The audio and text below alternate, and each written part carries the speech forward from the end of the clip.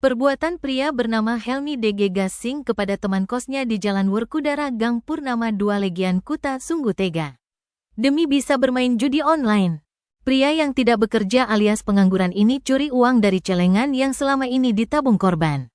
Tak tanggung-tanggung, jumlah uang milik seorang teman perempuan berinisial SHS yang dicuri oleh pengangguran itu mencapai 100 juta.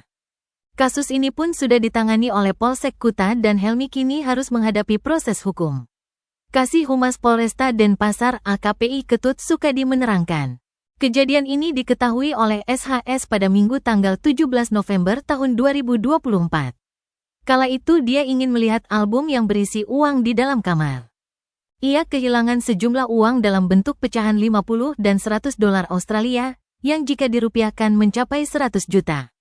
Mirisnya, wanita itu dibuat kaget karena uang sudah diganti dengan tisu dan canang.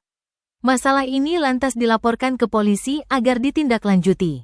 Atas laporan itu, Kapolsek Kuta AKPI Ketut Agus Pasek Sudina memberi instruksi pada Kasat Reskrim Ibtu Anggi Wahyu Romadoni. Hasilnya, diketahui bahwa Helmi memang pelakunya. Hingga akhirnya pria itu dapat ditangkap di kos sekaligus tempat kejadian perkara pada Rabu tanggal 20 November tahun 2024.